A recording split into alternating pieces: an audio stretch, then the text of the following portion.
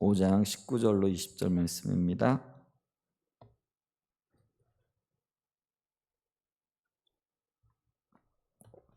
우리 한 목소리로 좀 함께 읽도록 하겠습니다.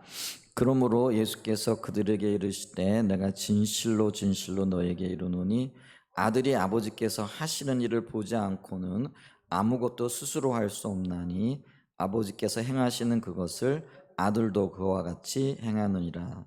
아버지께서 아들을 사랑하사 자기가 행하시는 것을 다 아들에게 보이시고 또 그보다 더 큰 일을 보이사 너희로 놀랍게 여기게 하시리라. 아멘. 이 말씀을 토대로 오늘 영적 분별력을 위한 자세 이 부분을 좀 살펴보도록 하겠습니다.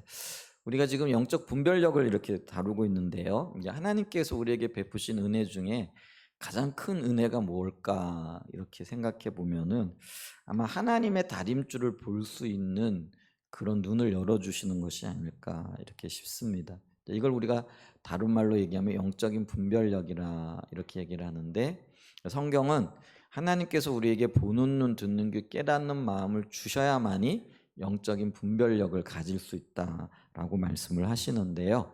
그러면 하나님께서 이 영적인 분별력을 누구에게 주시는가라고 했을 때 올바른 마음의 자세와 태도를 가진 사람에게 이 영적인 분별력을 부어주신다라는 것을 알 수가 있죠. 특별히 요한복음을 이렇게 읽어보면은 하나님의 그 다림줄을 볼 수 있는 능력 혹은 영적인 분별력이 부어지는 몇 가지의 자세들에 대해서 우리에게 이렇게 보여주고 있는 것들을 이렇게 보는데요.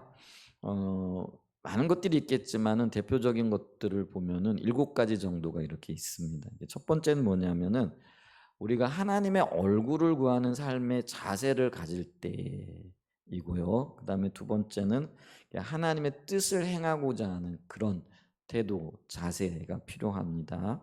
세 번째는 오직 하나님의 평가만을 소중히 여기는 그런 마음가짐이고요. 네 번째는 하나님의 말씀 앞에 떠는 자세를 가진 사람에게 하나님께서 영적인 분별력을 부어 주십니다. 다섯 번째는 율법주의적인 사고를 이렇게 떠난 사람 혹은 버린 사람의 마음의 자세 가운데 영적인 분별력이 부어지고요. 여섯 번째는 배우고자 하는 마음 자세가 있어야 되고요.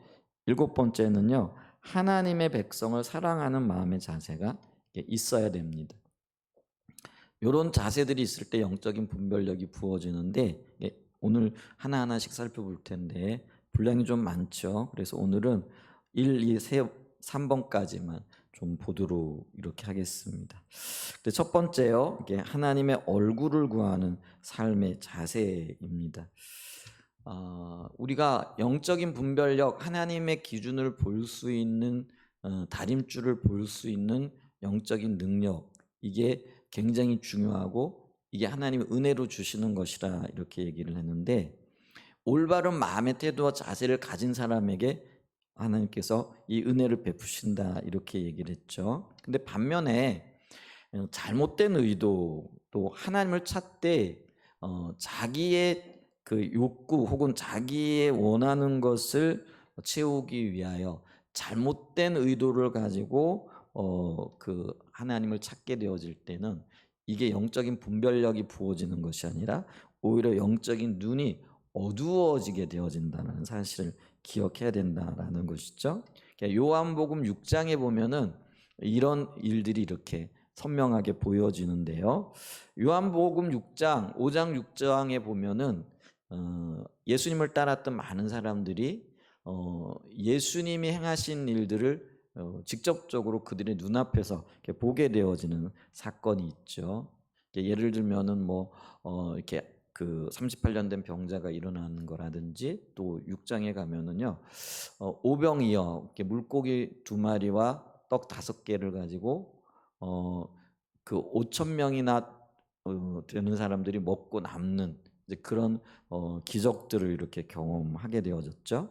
그런데 이런 놀라운 하나님의 기적을 그들의 눈앞에서 직접 경험하고 체험했지만은 대부분의 경우는요, 영적인 눈이 어두워지고 오히려 하나님께서 그 기적과 표적들을 통하여 행하시고자 하시는 일들을 잘 보지 못했다라는 거죠. 자, 요한복음 6장 13절입니다. 이렇게 말씀하고 계시죠. 이에 거두니 보리떡 5개로 먹고 남은 조각이 12바구니에 찼더라. 근데 6장 36절에 보면은 그러나 내가 너희에게 이르기를 너희는 나를 보고도 혹은 내가 행한 이 기적을 보고도 믿지 아니하는도다 하였느니라 이렇게 말씀하셨다라는 거죠. 그들의 눈앞에서 정말 보고도 믿지 못할 정도의 엄청난 기적과 표적을 경험을 했죠. 근데 그런데도 불구하고 그들이 그 영적인 눈이 밝아지는 것이 아니라 오히려 어두워졌다라는 거죠. 근데 그 이유가 뭘까 했을 때 그들이 그 기적을 대하고 표적을 보면서도 잘못된 의도를 가지고 주님 앞에 나왔기 때문에 그렇다라는 거죠. 자, 26절에 보면요. 요한복음 6장 26절입니다.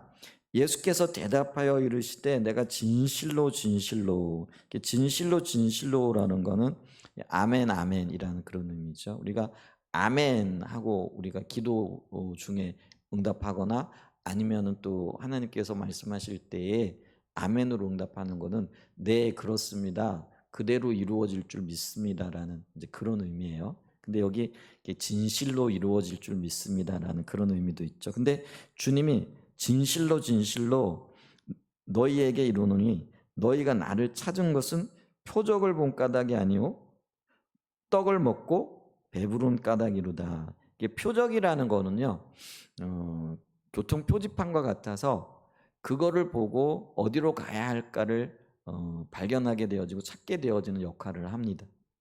그래서 예를 들면 우리가 고속도로에 올라가면은 방향을 가리키죠. 서울 뭐 50km 혹은 뭐 이렇게 되어진 걸 보고 지금 서울까지 내가 떠나온 곳에서 몇 킬로를 달렸고 앞으로 몇 킬로가 남았구나 하는 것들을 우리가 짐작하게 되어지는 거죠.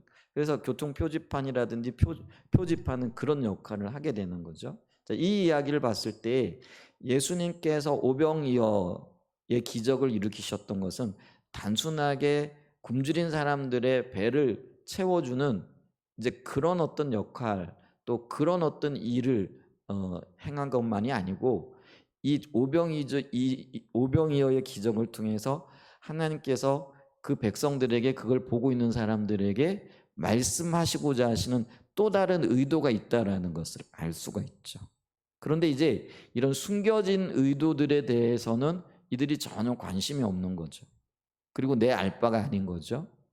그러니까 하나님이 원하시고 예수님이 의도하셨던 것에는 그들이 진정한 어떤 관심도 또 진정한 어떤 그 하나님의 뜻을 알고자 하는 마음도 없었던 것들 이렇게 보죠. 그러면 단지 그들이 예수님이 베푸신 그 기적에 환호했던 이유는 뭐냐면은요. 그 떡을 먹고 육신의 배가 찼기 때문에 그렇다라는 것이죠. 그러니까 이게 이제 오늘날로 얘기하면은 우리가 예수님을 믿고 예수님과 동행하는 삶을 살아갈 때 하나님의 의도가 뭐고 주님이 이 시대 가운데 행하고 계신 일들이 무엇인가를 찾아서 그 일에 동참하고 동역하기보다는 그냥 하나님이 전능하신 분이고 우리를 사랑하시니까 하나님께서 우리에게 베풀어 주시는 어떤 은혜들 또 하나님 손에 들려있는 어떤 떡 조각 같은 것들 그게 이제 다른 말로 얘기하면은 부일 수 있고 건강일 수 있고 또 내가 원하는 자녀들이 잘 되는 것일 수 있고 또 좋은 직장 가질 수 있는 거고 또 젊은이들 입장에서는 좋은 대학을 가는 것과 같은 이런 어떤 손에 들려있는 것들이라는 거죠. 그러니까 내가 예수 믿었는데 내가 예수를 믿고 예수 믿은 자로서 하나님과 동행하는 삶을 어떻게 살 것인가 어떻게 주님의 뜻을 이루어갈 것인가 여기에는 관심이 없고 오직 하나님이 주시는 어떤 것들에만 관심을 갖는 것과 똑같은 거라는 거죠. 오병이어의 기적을 보면서 그들은 이 기적 속에 담겨있는 하나님의 의도와 의중이 뭔가는 별로 관심이 없죠. 그냥 이 떡 먹으면 배부르겠다. 이 떡 먹으면은 다시는 배고프지 않겠다. 이렇게 생각을 하고 그 떡에 초점을 맞추고 떡에 대한 욕심을 가지고 있었다라는 것이죠. 이게 하나님의 관점에서 볼 때는 매우 잘못된 의도가 되어진다라는 것이죠. 지금 이제 그걸 얘기하고 있다라는 거죠.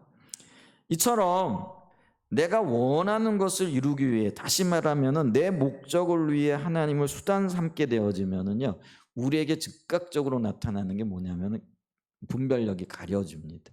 왜 가려지느냐면은요, 무엇을 봐도 무엇을 들어도 자기 중심적인 해석을 하고 자기 중심적인 행동을 하게끔 돼 있다라는 거예요. 그래서 내게 유익이 되어지면은 그거를 취해요.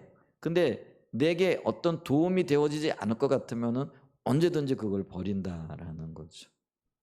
그러니까 우리가 예를 들면은 이렇게 정직이라는 하나님의 어떤 음성이 들려졌다라고 할지라도 정직하게 행했을 때 그게 내게 도움이 되어지면은 그냥 그걸 할 거예요. 근데 만약에 정직하게 행하게 되어지면 손해가 되어질 거라는 것이 분명하게 보여지면은요, 그 기준을 즉시 버릴 수 있는 이제 그런 어떤 삶의 태도, 그리고 삶의 목적이 그렇기 때문에 그렇게 나타나게끔 되어져 있다라는 것이죠. 그래서 실제로 그 요한복음 6장 60절에 보면은요, 그 예수님의 기적을 보았던 대부분의 사람들이 이런 반응을 이렇게 하고 있는 거죠.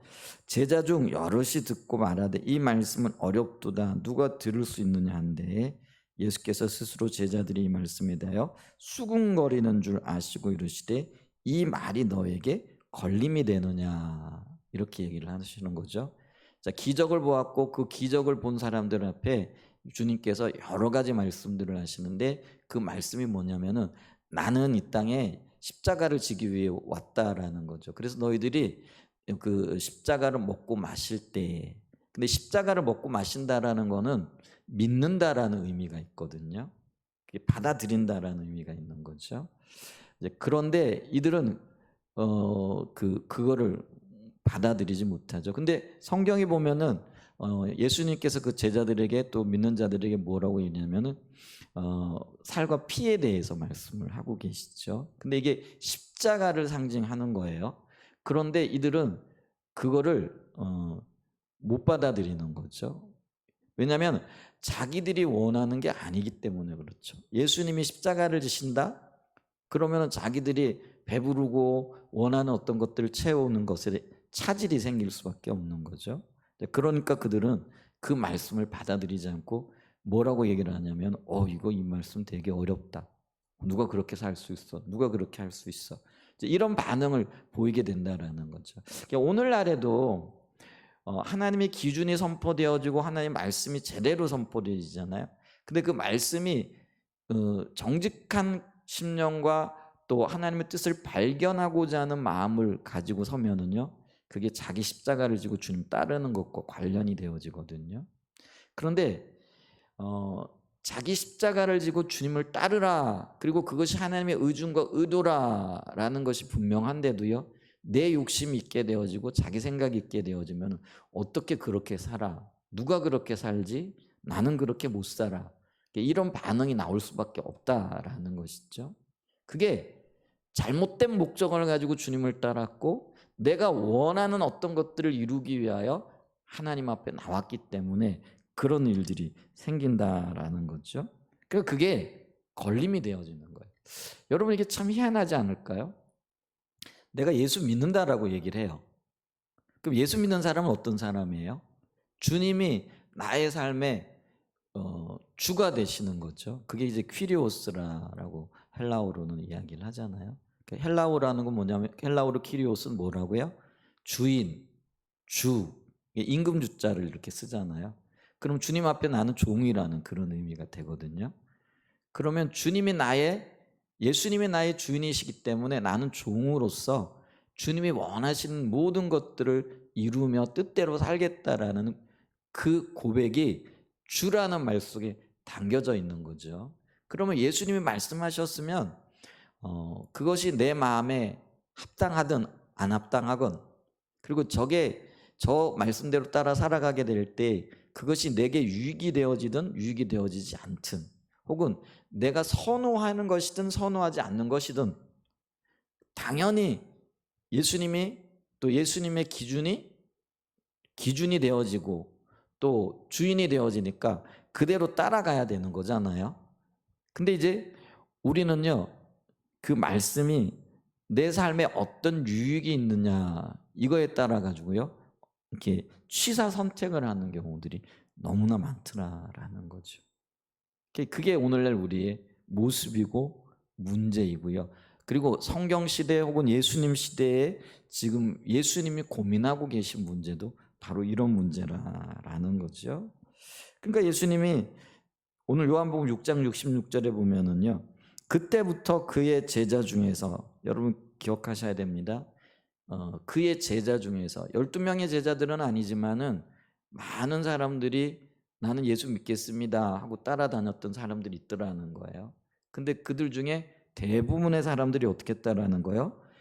떠나가고 다시 그와 함께 다니지 아니하더라, 이렇게 얘기를 합니다. 이 모습을 보시고 나중에 예수님이 뭐라고 말씀하시냐면 12제자를 향하여 너희도 가려느냐 이렇게 물어보시는 거예요.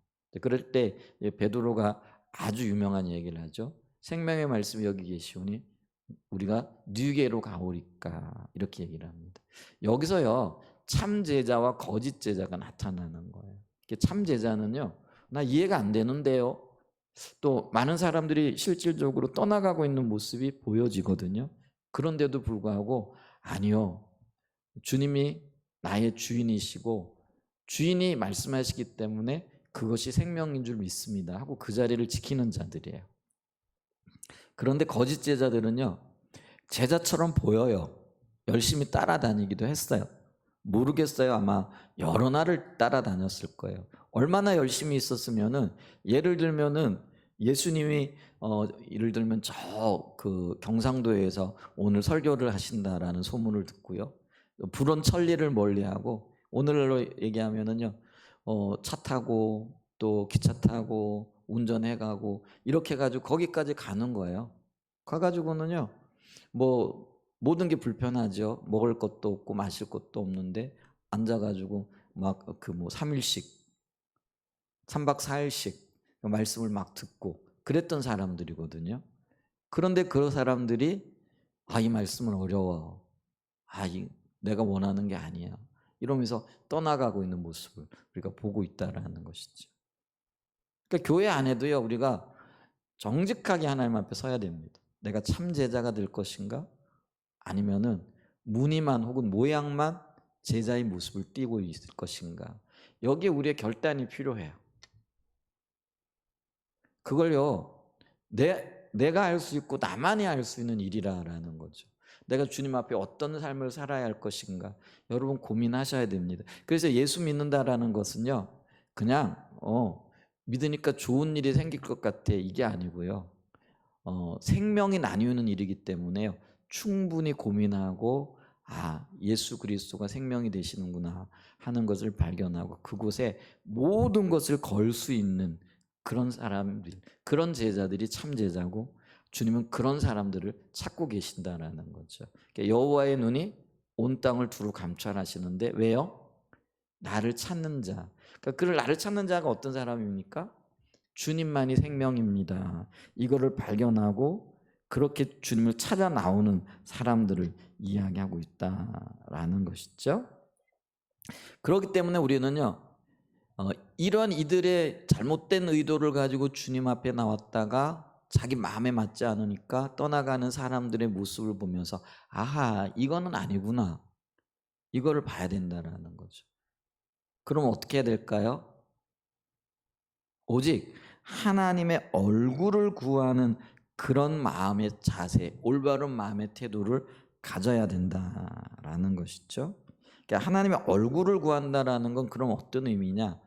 하나님 자신을 구하여 나가는 거죠.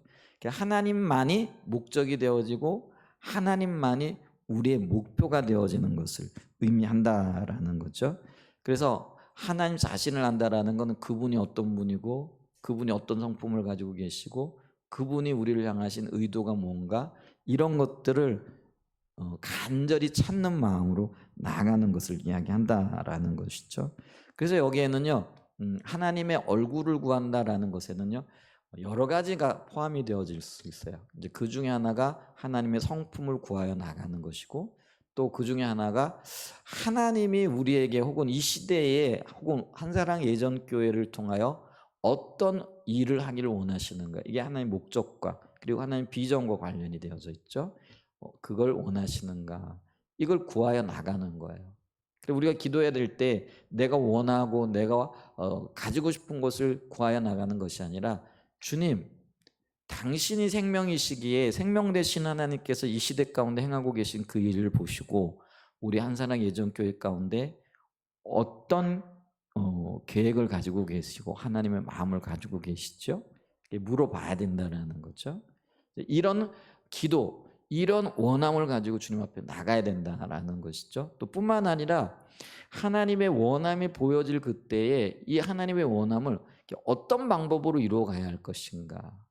이게 이제 길이라는 거죠. 방법이라는 거죠. 그래서 하나님의 일은요, 하나님의 방법대로 이루어 나가야 돼요. 근데 그게 내 삶의 영역에 있어서도 마찬가지예요. 우리가 잘못하고 있는 게 있는데, 그게 뭐냐면 우리는 그냥 내가 하고 싶은 일 내가 해요. 좀 표현이 그렇지만은 직장도 그래요. 혹은 뭐 사업도 그래요. 우리의 삶 속에 여러 가지 영역의 일들이 그렇죠.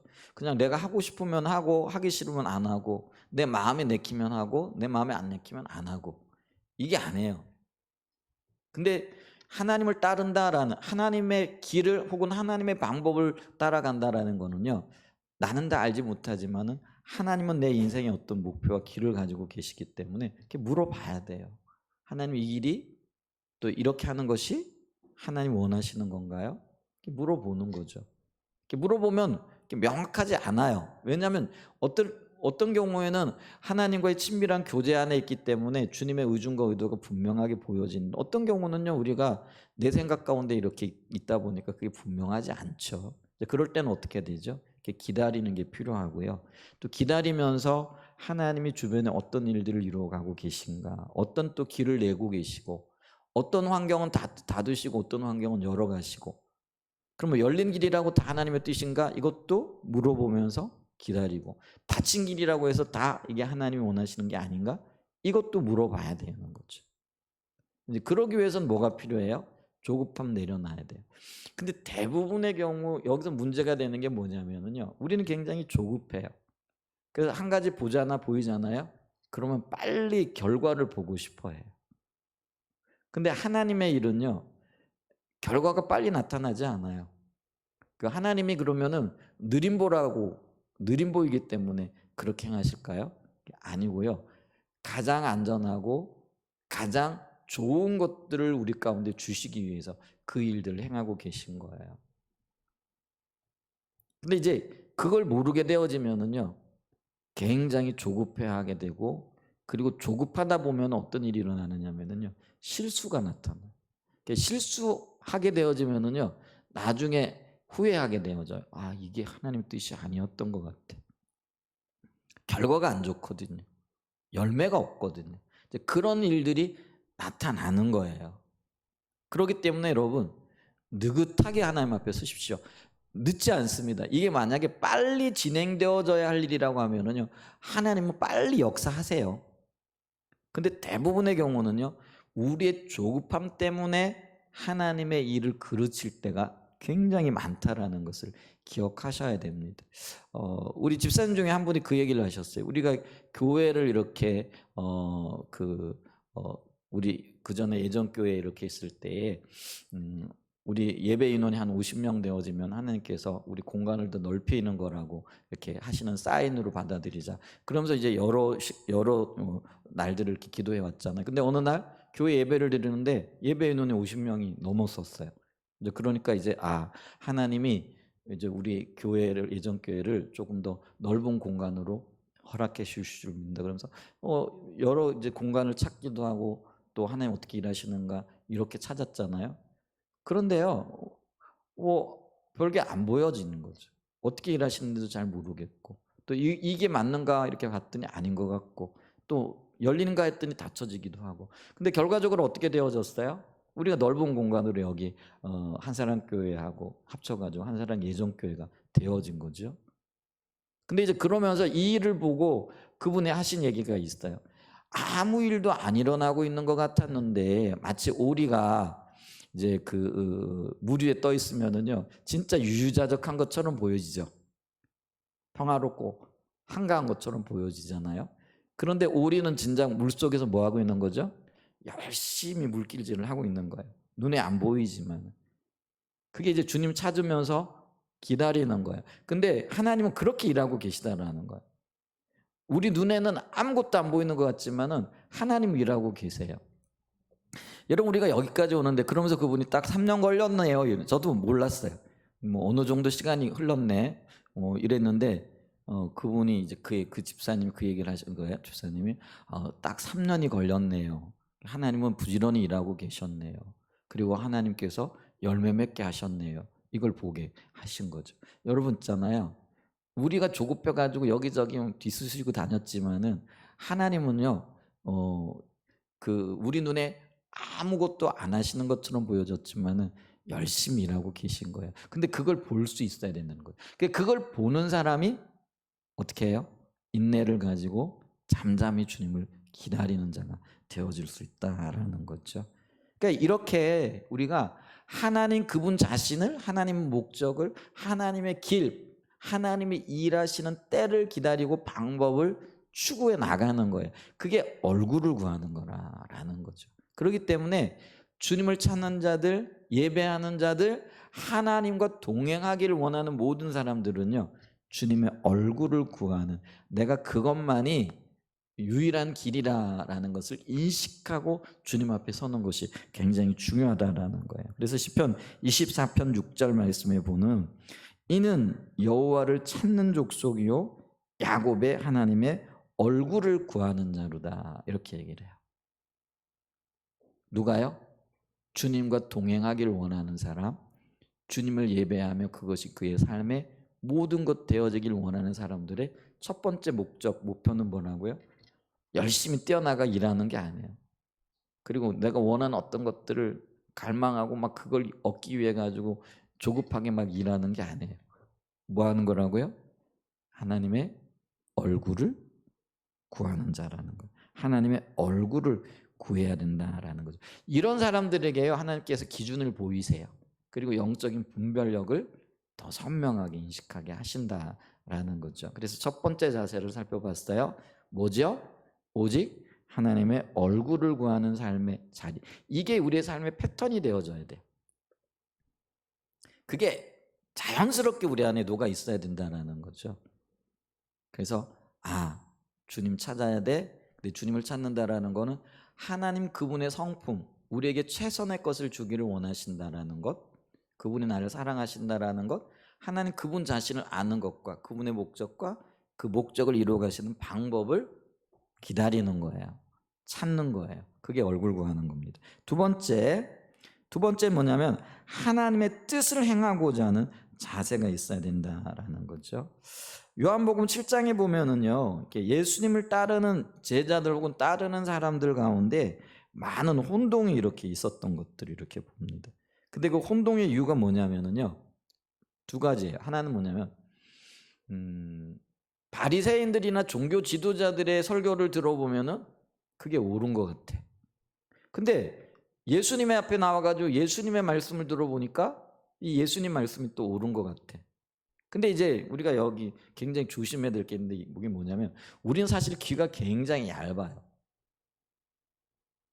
그리고 어떤 이야기를 들었을 때 그걸 명확하게 이렇게 분별할 수 있는 영적인 능력이 사실은 없잖아요. 그래서 우리가 무엇을 듣는가가 굉장히 중요하거든요.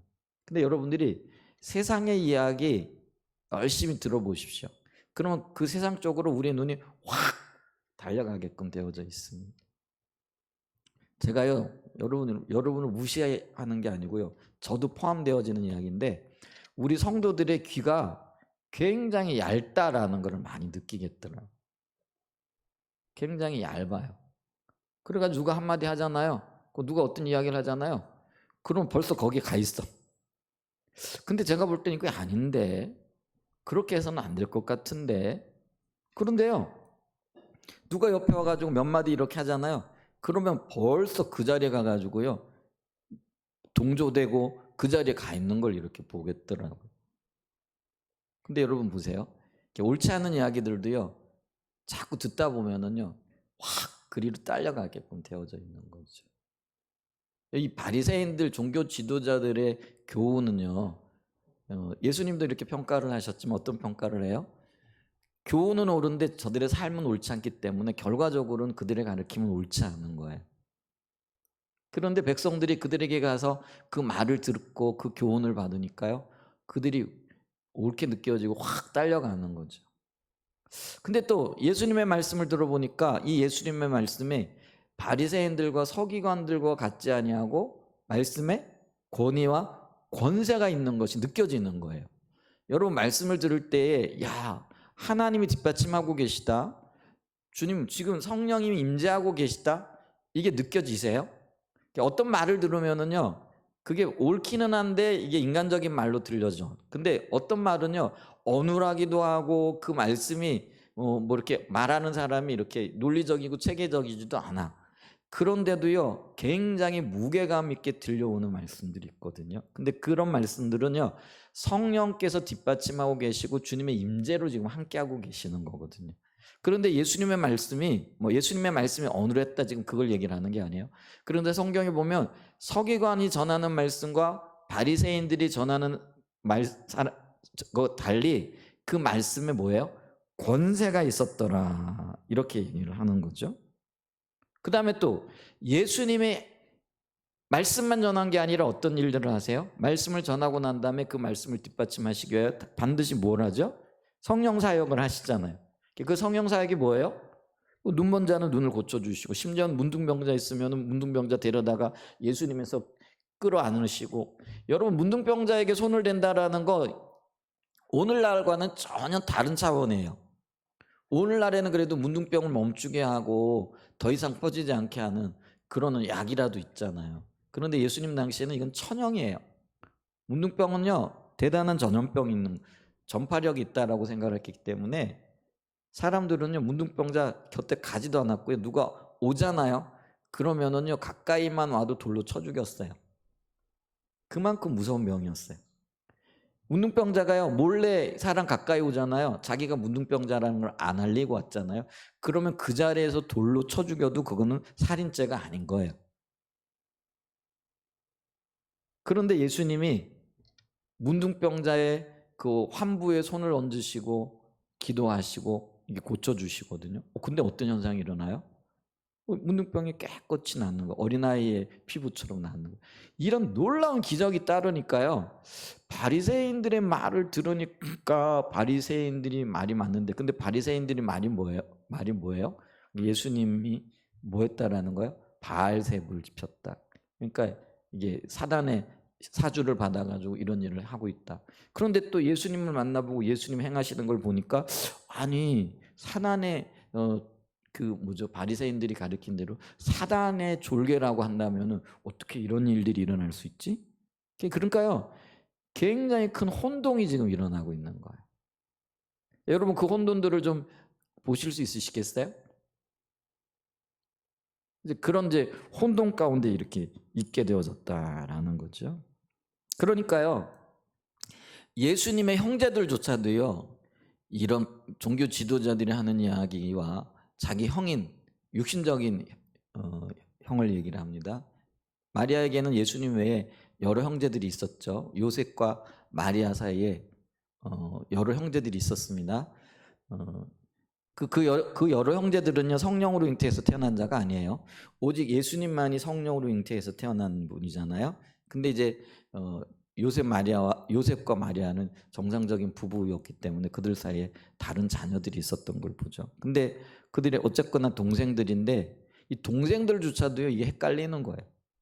그거를 요한복음 7장 1절과 5절은 이렇게 얘기를 해요. 그 후에 예수께서 갈릴리에서 다니시고 유대에서 다니려 아니하심은 유대인들이 죽이려면, 왜 죽이려고 해요? 귀신 들렸으니까. 귀신 들렸다고 가르치니까. 이렇게 얘기를 하는 거예요. 그런데 유대인의 명절인 초막절이 가까운지라 그 형제들이 예수께 이르되 당신이 행하는 일을 제자들도 보게 여기를 떠나 유대로 가소서. 스스로 나타나기를 구하면서 묻혀서 일하는 사람이 없나니 이 일을 행하려 하거든 자신을 세상에 나타내소서 하니. 그 형 보고 아니 형 왜 여기 있어? 뭐 형이 뭐 하나님의 아들이라며 가가지고 하나님 아들인 거 빨리 나타내야지. 이게요 의심 반 또 비웃는 것 반 이런 조롱 섞인 말이 되어지는 거라는 거예요. 근데 그러니까 성경이 이렇게 얘기를 하는 거예요. 7장 5절에 이는 그 형제들까지도 예수를 믿지 아니함일러라 이렇게 얘기를 하는 거예요. 여러분 이게 예수님의 친동생들도요 예수님이 메시아라는 것과 예수님이 하신 말씀들을 들으면은 맞는 것 같고 또 바리새인들의 또 혹은 종교 지도자들의 얘기를 들으니까 그들이 말이 맞는 것 같고 그러니까 막 지금 혼돈 가운데 빠져 있었던 것들을 이렇게 보지요. 그러면서 그들 사이에서도 그러니까 백성들 사이에서도요 예수님에 대한 평가가 서로 엇갈리고 있었던 걸 봅니다. 요한복음 7장 12절입니다. 예수에 대하여 무리 중에 수군거림이 많아. 이게 예루살렘에 모였던 사람. 초막절에 예수님이 결국은 올라가시잖아요. 그랬더니 그 예수님 소문을 듣고 많은 사람들이 예수님에 대해서 수군거리면서 야 예수가 진짜 선지자 맞아? 구원자 맞아? 이제 그러면서 이제 자기들끼리 하는 이야기인 거예요. 그러면서 어떤 사람은 좋은 사람이라 하고 어떤 사람은 아니라 무리를 미혹한다. 거짓 선지자다, 가짜 선지자다 이렇게 지금 이야기를 하고 있다는 거죠. 그런데 이런 혼동 그 자체 그것 때문에 많은 사람들이 설왕설래하고 있는 그들을 향하여 주님께서 이런 혼돈을 없애려고 하면은 어떤 마음의 태도와 자세가 필요한가에 대해서 언급을 하십니다. 그게 요한복음 7장 17절이에요. 요한복음 7장 17절에 보면 같이 한번 읽어볼까요? 시작. 사람이 하나님의 뜻을 행하려 하면 이 교훈이 하나님께로부터 왔는지 내가 스스로 말하는지 알리라. 그래서 보세요. 말씀을 들었는데 그 말씀대로 살려고 하는 마음이 없이 들으면은 이 말씀은요 이론에 불과하고 영적인 분별력이 주어지지 않는다라는 거예요. 근데 이 말씀을 그게 맞아? 그럼 한번 살아봐야지 하는 그런 마음의 태도와 자세를 가지고 서게 되어지면은요 분명하게 이게 보여질 뿐만 아니라 그 말씀이 뒷받침되어지는 걸 경험하게 되어지고 영적인 눈이 뜨여지게 되어지고 하나님을 경험하게 되어질 거라는 것을 말하고 있다라는 것이죠. 그래서 우리가 하나님의 뜻을 행하고자 할 때는요 그럼 그 하나님의 뜻을 행하고자 하는 것에 두 가지 요소 이거를 좀 봐야 되는데 첫 번째는 뭐냐면은요 하나님의 뜻을 적극적으로 구하는 마음이 필요하다라는 거예요. 여러분 오늘 예배 드리러 나오셨잖아요. 지금 말씀 듣고 있잖아요. 들으면서 과연 하나님께서 이 시대를 향한 뜻이 뭐고 이 시간에 하시고자 하시는 하나님의 뜻이 뭐지? 이런 궁금증을 가지고 이런 물음표를 가지고 주님 앞에 서야 되는 거예요. 그런데 우리는 뭐예요? 그냥 나와가지고 그냥 한 시간 앉아 있다가 도대체 목사가 무슨 말을 하는지 별로 관심도 한쪽 귀로 들었다가 한쪽 귀로 흘려보내고 그냥 앉아 있다고만 가려고 하는 게 있잖아요. 근데 그래가지고는요 하나님의 의도도 못 발견하고 그 의도 속에 담겨 있는 하나님의 목표 목적 몰라요. 그래서 여러분 있잖아요 귀를 쫑긋 세우고 한번 들어보세요. 도대체 주님이 뭘 말씀하기를 원하시는가? 이 말씀 가운데 내가 뭘 발견하기를 원하는가? 내가 어떻게 반응하기를 원하는가? 이런 거를 있잖아요 관심을 가지고 들으면은요 말씀이 들려져요. 어떤 분들은 야 말씀이 되게 어렵다 이렇게 말을 아니요 내가 들으려고 하는 자세를 가지는 게 필요해요. 그 자세를 예수님의 이름으로 이렇게 축복합니다. 아멘. 그래서 하나님의 뜻을 적극적으로 구하는 자세가 필요해요. 그래서 요한복음 5장 30절에 보면은 내가 아무것도 스스로 할 수 없노라 듣는 대로 심판하노니 나는 나의 뜻대로 하려 하지 않고 나를 보내시는 이의 뜻대로 하려 함으로 내 심판은 의롭다 이렇게 얘기하잖아요. 이 말은 뭐냐면 예수님은 항상 아버지의 판단 그러니까 아버지의 뜻을 들었다라는 거예요. 그리고 그 뜻대로 살려고 하는 그 마음이 있었다라는 것을 이야기하고 있다라는 거죠. 그래서 스스로 하는 게 아니라요 주님이 들려주시는 대로 근데 그 들려주시는 것에 대한 관심을 가지고 있어야 된다는 거죠. 그래야 내가 그대로 살아갈 수 있는 근거가 마련되잖아요. 이제 우리가 살아야 되는데 뭘 근거로 살 거예요? 그냥 내가 하고 싶은 대로 살아갈 거예요? 내가 예수 믿는 사람인데. 그럼 내가 하나님으로부터 듣고 들려진 그 말씀을 기초로 해가지고 살아가야 되잖아요. 그러니까 예수님이 판단하시고 예수님이 심판하시는 그 근거가 뭐예요? 주님이 들려주신 거라는 거예요. 그렇기 때문에 내 생각, 내 의도대로 판단한 게 아니라 하나님이 들려주신 그걸 가지고 판단하고 내가 살았기 때문에 내 판단은 틀릴 리가 없다라는 거예요. 내 심판은요 항상 의롭다라는 거예요. 왜냐하면 나로부터 출발한 게 아니니까.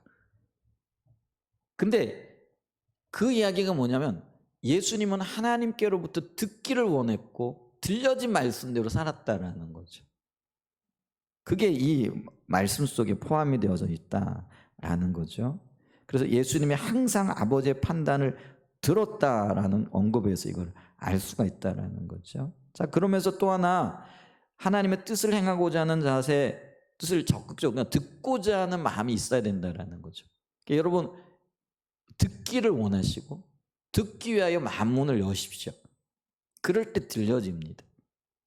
그 다음에 두 번째가 뭐냐면은 이렇게 들은 말씀, 하나님께서 내게 비춰주시고 보게 하신, 깨닫게 하신 그 말씀은요 순종하고자 하는 자세가 필수적이라는 거예요.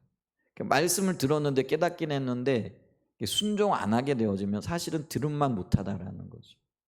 그래서 반드시 들려진 말씀, 깨닫게 하신 말씀은요 순종하는 자리에까지 나가야 돼요.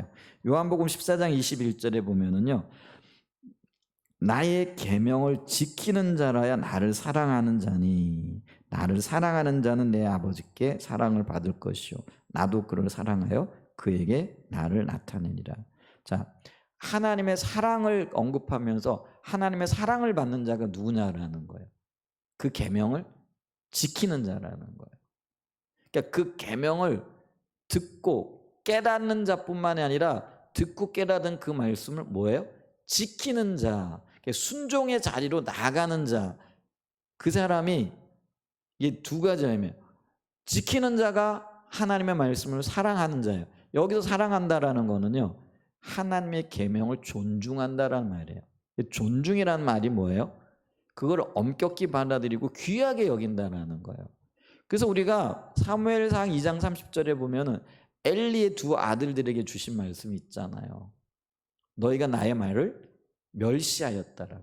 그래서 나는 나의 말을 존중하는 자를 내가 존중히 여기겠거니와. 여기서 존중한다라는 게 순종인데요. 순종이 어떤 의미겠어요? 귀하게 여기고요. 그것이 어떤 말씀이 되어졌든지 엄하게 받아들인다라는 거예요.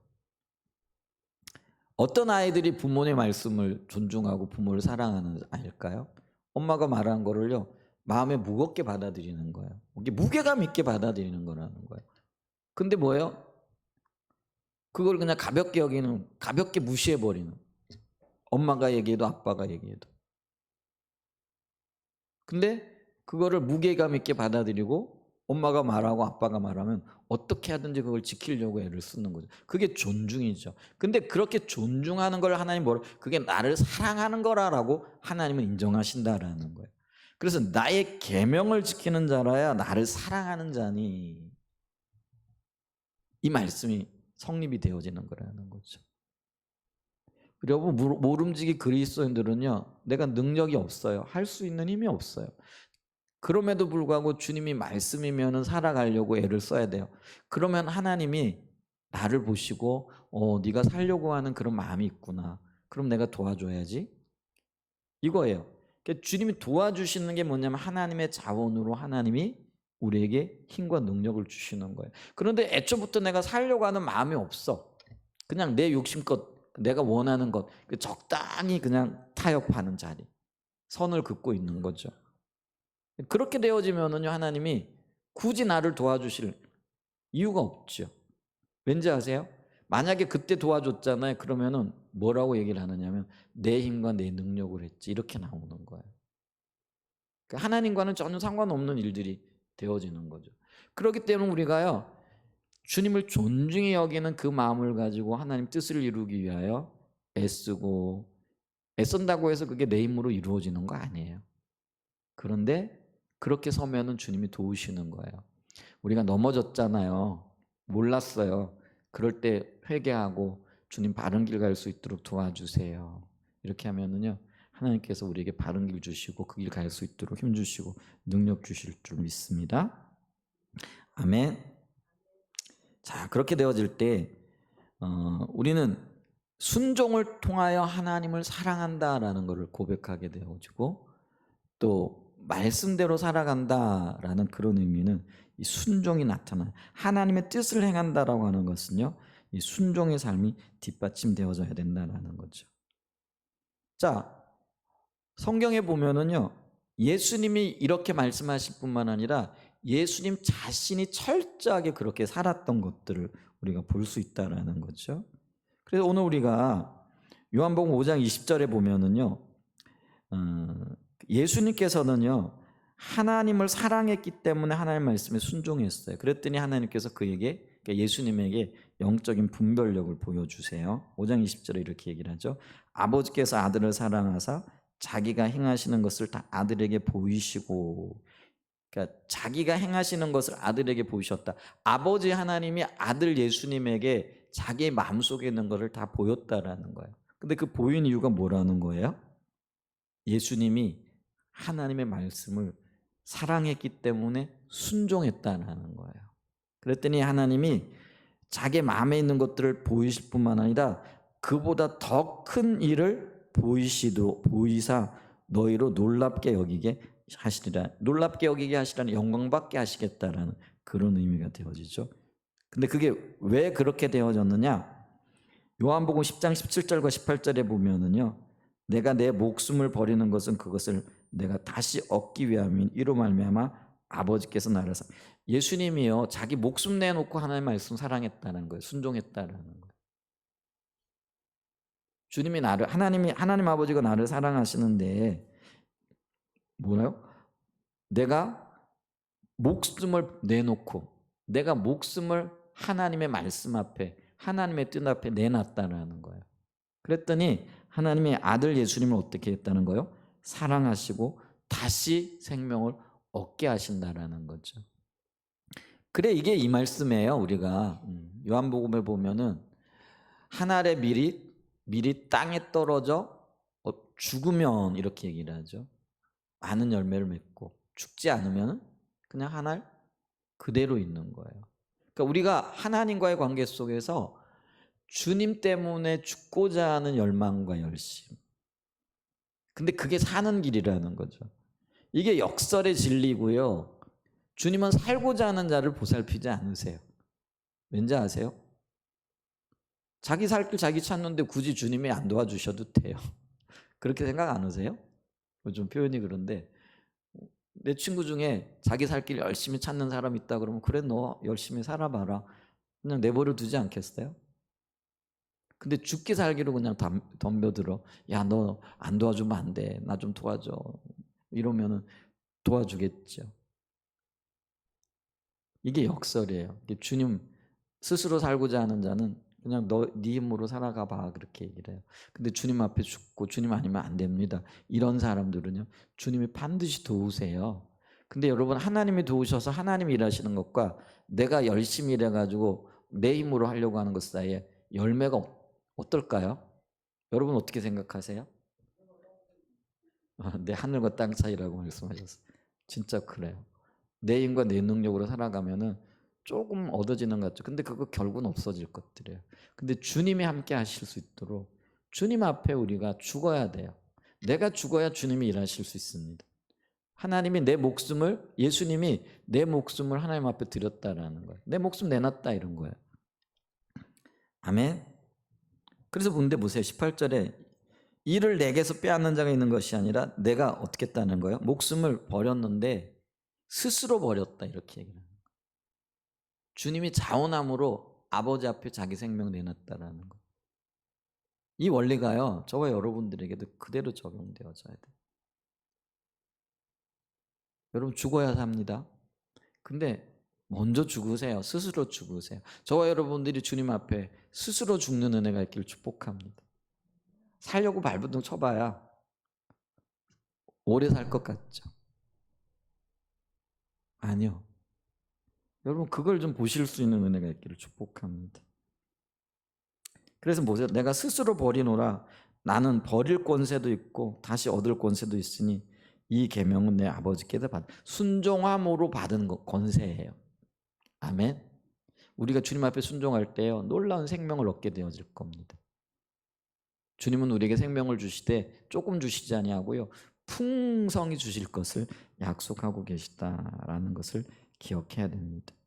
그래서 요한복음 15장 9절에 보면은요 아버지께서 나를 사랑하신 것 같이 나도 너희를 사랑하였으니 나의 사랑 안에 거하라. 내가 아버지의 계명을 지켜 그의 사랑. 예수님이 아버지를 사랑하고 하나님이 예수님을 사랑했는데 그 사랑 안에 거한 게 뭐냐면요 아버지의 계명을 지켜서 그의 사랑 안에 거하게 되어졌다라는 거죠. 그래서 너희도 내 계명을 지키면 내 사랑 안에 거하리라. 그래서 하나님의 뜻을 행한다라고 했을 때 적어도 두 가지 있다는 하나님의 뜻을 알고자 하고 그 뜻 앞에 순종의 삶으로 나가는 거예요. 그런 은혜가 있으시기를 축복합니다. 네, 큰 세 번째입니다. 오직 하나님의 평가만을 소중히 여기는 자세가 필요하다라는 거죠. 예수님 당시에 예수님께서 그 당시의 종교 지도자들에게 아주 심각한 이야기를 하고 있는데 그게 요한복음 5장 37절 이하에 쭉 나와 있습니다. 5장 37절 이하에 보면은요 주님이 어떤 심각한 이야기를 하느냐면은 그 종교 지도자들을 향하여 너희들이 나를 모른다 이렇게 얘기를 합니다. 5장 37절 볼까요? 또한 나를 보내신 아버지께서 친히 나를 위하여 증언하셨느니라. 너희는 아무 때에도 그 음성을 듣지 못하였고 그 형상을 보지 못하였으며 그 말씀이 너희 속에 거하지 아니하니 이는 그가 보내신 이를 믿지 아니함이라. 하나님 모른다고 얘기를 해요. 그걸 뭐라고 표현하면 음성도 못 들었고 형용도 못 받고 그 말이 너희 속에 있지 않다라는 거예요. 심각하잖아요. 예수 믿는 사람들의 삶의 중심에 뭐가 있어야 돼요? 말씀이 있어야 되는데 말씀이 없는 거죠. 여러분 안에는 말씀이 거하시나요? 고민해야 돼요. 그리고 은혜를 구해야 돼요. 보여주시고 깨닫게 하시고 알게 해주세요. 이게 있어야 되거든요. 근데 우리는요 조금 기도하다가 혹은 조금 찾아보다가 그게 깨달아지지 않고 보여지지 않으면 없어 이렇게 얘기를 합니다. 없는 게 아니고요 내가 못 본 거예요. 우리 같은 교회에 이렇게 앉아 있지만은요 어떤 분들은 그 길을 보고 그 길 때문에 그 길에 모든 걸 걸어요. 여러분 그게 바보라서 그런 게 아니에요. 보이기 때문에 거는 거예요. 그럼 내가 못 거는 이유는 뭘까요? 안 보이기 때문에 못 거는 거예요. 근데 안 보인 것을 우리는 없다라고 여긴다는 거죠. 없는 게 아니고요 나만 못 본 거예요. 근데 그걸 없다라고 얘기를 하면은요 그 뒤에 미치게 되어질 그 영향력들을 어떻게 감당하실래요? 그럼 이렇게 생각해야 되는 거예요. 내가 못 보는 걸 저분이 보고 있다면은 그렇다면 뭐가 문제지? 그럼 나도 볼 수 있도록 내 마음의 자세와 태도를 고쳐주세요. 이렇게 어떨 때는 금식하며 어떤 때는 철야하며 어떤 때는 이렇게 눈물로 주님 앞에 매달리며 나와야 되는 거잖아요. 근데 어떻게 하실래요? 주님 찾으라 그래도 안 찾고 주님 앞에 나오라 그래도 안 나오고 주님이 생명이라고 이야기해도 주님 앞에 나오지도 않고 그리고는 안 보이니까 안 보인다고 그냥 그 자리에 머물러 있는. 여러분 못 봤다고 그게 면제되어지지 않아요. 성경이 분명히 얘기를 하고 있거든요. 내가 영적인 소경이 되었는데 소경이기 때문에 못 봤어요. 이게 하나님 앞에서는 통하지 않는단 말이에요. 반드시 하나님은요 못 본 것에 대한 책임을 물으신다라는 거예요. 못 본 것이 나에게 있는 원인이 나에게 있기 때문에 그렇다라는 거죠. 내가 바른 자세가 아닌 거예요. 못 봤으면은요 보여달라고 정말이에요. 금식하며 기도해야 돼요. 보는 것만큼 우리가 성장하고 자라고 누리거든요. 주님을 누리는 거예요. 누리는 것만큼 그 안에 놀라운 비밀들이 있다라는 것들을 기억해야 됩니다. 근데 비밀이 안 보인다고 없는 거야. 우리는 이렇게 얘기를 해버리는 거예요. 근데 이게 얼마나 어리석은지를 아세요? 눈 감고요. 휘저보다가 안 보인다고. 여러분, 그게 안 잡힌다고 없는 게 아니에요. 분명히 있단 말이에요. 그러니까 누군가는 그걸 보고 누군가는 그걸 누리고 있고 누군가는 그것 때문에 큰 일을 하고 있잖아요. 그런데 나가 못 본다고 없어. 이러면은 안 된다라는 거예요. 그러니까 구해야 되는 거죠. 그런데도 불구하고 찾아보세요. 찾아야 합니다. 하나님 얼굴 구해야 됩니다. 기도해야 됩니다. 주님 앞에 우리가 눈물로 나와야 됩니다. 그래도 별로 관심이 없잖아요. 어떻게 하시려고 그러세요? 주님은 반드시 우리에게 오셔서 기회를 그때 주지 않았니? 이렇게 말씀하실 텐데. 주님은 우리에게 수없이 기회를 주고 계시거든요. 그 주시고 계신 기회를 붙잡아야 되잖아요. 근데 다 놓쳐버리고 난 다음에 몰랐어요. 나 못 봤는데요. 근데 그게 주님 앞에서 통용이 안 된다라는 거예요. 그걸 좀 우리가 기억할 수 있는 길 축복합니다. 그래서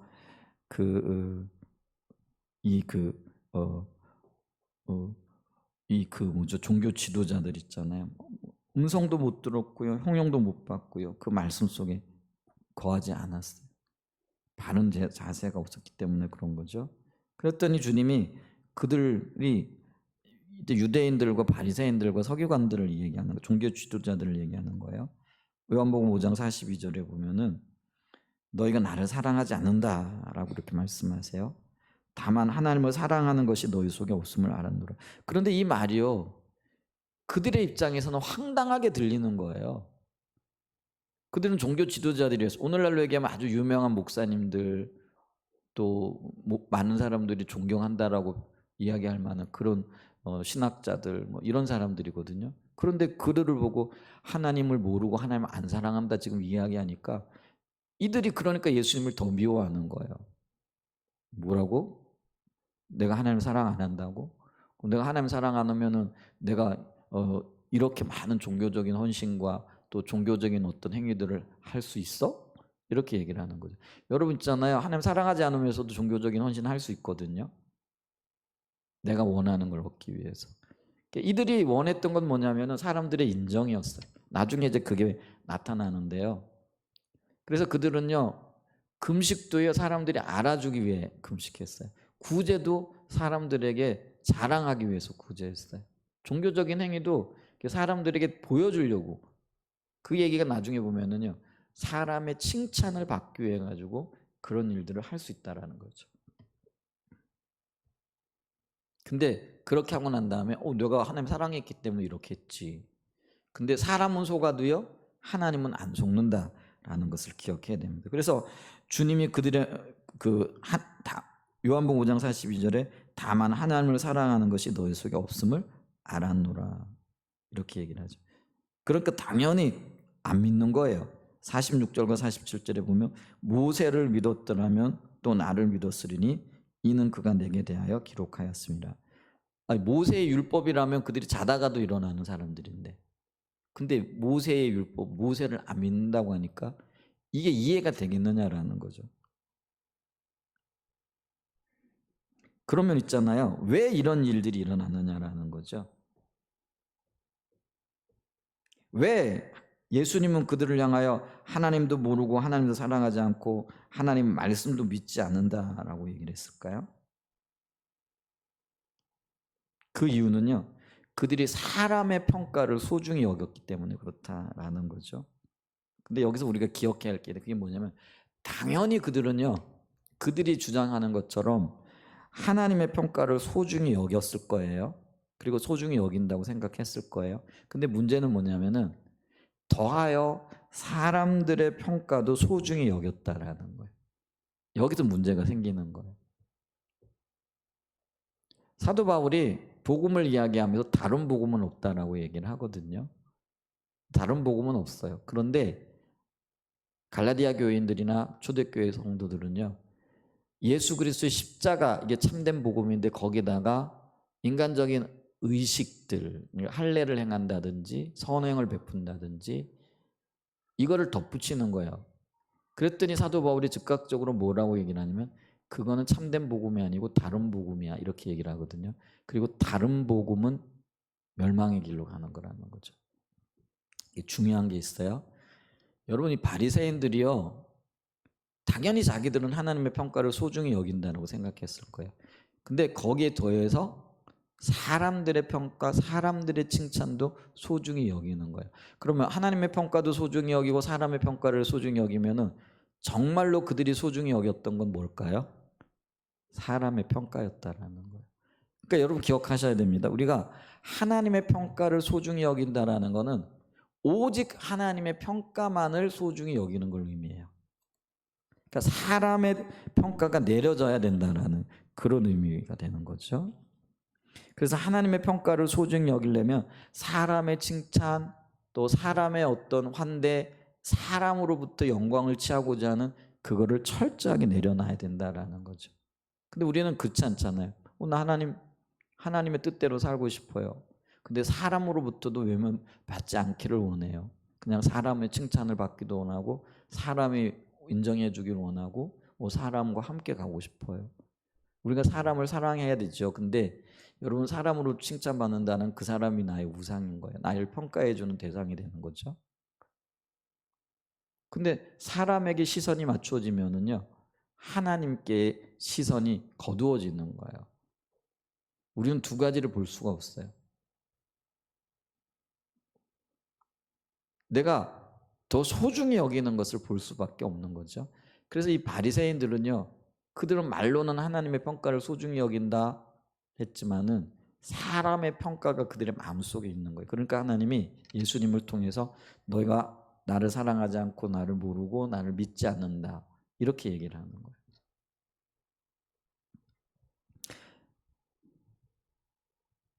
그래서 사람의 평가를 소중히 여기니까 하나님의 의도, 의중, 하나님의 계획, 하나님의 어떤 기준 이런 것들이 눈에 들어올 리가 없는 거죠. 초점이 거기에 맞춰져 있으니까. 그러니까 영적인 분별이 어두워지는 거예요. 그러니까 주님을 떠났으면서도 떠난 줄 모르고 있는 거죠. 그게 바리새인들이었고 그때 당시 종교 지도자들이었다라는 거죠. 반면에 사도 바울은요, 갈라디아서 1장 10절에 이렇게 얘기를 해요. 이제 내가 사람들에게 좋게 하랴 하나님께 좋게 하랴 사람들에게 기쁨을 구하랴 내가 지금까지 사람들의 기쁨을 구하였다면 그리스도의 종이 아니니라. 사람들에게 좋게 한다라는 건 사람들과 잘 지내고 사람들의 칭찬을 듣고 그 사람들의 칭찬을 목말라 하는 걸 얘기를 해요. 그거를 예수님은 너희가 서로 영광을 취하였다 이렇게 얘기해요. 서로 그냥 칭찬하고 너 잘했어, 너 훌륭해. 그래서 사람들의 칭찬을 듣기를 원하는 거죠. 근데 사람들의 칭찬을 들으면은요, 하나님의 칭찬을 못 받는다라는 거죠. 그걸 기억해야 되죠. 그래서 사도 바울은요, 내가 사람들의 칭찬을 구하고 사람들에게 내가 어떤 그 마음을 흡족하게 하려고 어떤 일들을 했다? 그럼 나는 그리스도의 종이 아니라는 거죠. 명확합니다. 사도 바울은요, 나는 오직 하나님 앞에 서기만을 원한다. 이 고백을 하는 거죠. 자, 그래서 데살로니가전서 2장 4절에도요. 오직 하나님께 옳게 여기심을 입어 복음을 위탁받았으니 하나님의 평가대로 내가 복음을 위탁받았다라는 거예요. 우리가 이와 같이 말하면 사람을 기쁘게 하려 함이 아니요 오직 우리의 마음을 감찰하시는 하나님을 기쁘시게 하려 함이라. 우리는 이제 선택해야 돼요. 사람의 마음을 기쁘게 할 것인가? 하나님만을 기쁘게 하실 것인가? 더 나아가 하나님의 칭찬을 듣기를 원할 것인가? 사람의 칭찬을 듣기를 원할 것인가? 사람이 뭐라고 평가해 주는 것에 귀를 기울 것인가? 하나님만이 말씀하시는 그것에 내 귀를 기울 것인가? 여러분, 내가 영적인 눈이 어두워지고 분별력이 어두워진 이유는요, 사람에게 초점이 가 있기 때문에 그래요. 사람의 평가가 소중하기 때문이고 사람의 칭찬이 목마르기 때문에 그렇다라는 거죠. 사람에게 초점이 가 있는 한에는요, 하나님은 안 보입니다. 사람만 보여요. 그거를 오직 하나님의 평가만을 소중히 여기는 자리에 가야 우리가 영적인 분별력을 얻을 수 있다라는 것이죠. 사도 바울이 그렇게 살았고요. 믿음의 사람들이 다 그렇게 살았습니다.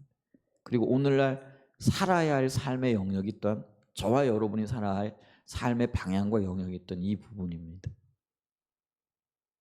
사람에게 잘 보이려고 할 것이 아니라 하나님께, 우리의 영혼과 육을 다 구원하시기도 하고 죽이실 수도 있는 그 하나님께 초점을 맞추시고 하나님께로만 인정받기를 원하고 하나님께로만 평가받기를 원하고 하나님의 칭찬만을 받기를 원하는 그 자리에 설 수 있는 은혜가 있으시기를 예수님의 이름으로 간절히 축복하고 축원드립니다.